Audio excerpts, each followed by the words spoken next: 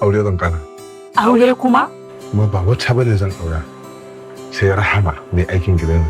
Cap Ijan. Da girkinta ne kaɗai nake samun nishaɗi da natsuwa da annushuwa.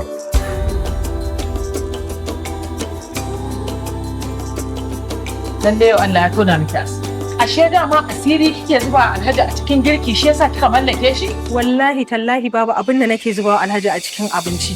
Face wannan Zahir Kori. Zahir Kori. Zahir Kori shine wallahi ba abin da nake za. Ba mu nan shi nan mu gani. Mu kaga an ba mu go ki gani.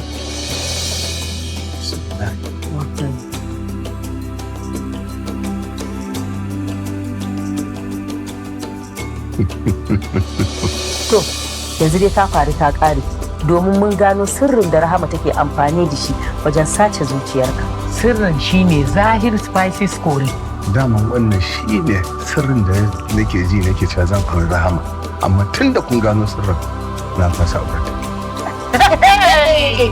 Zahir Kori shine sirrin rike miji a gurin uwar gida.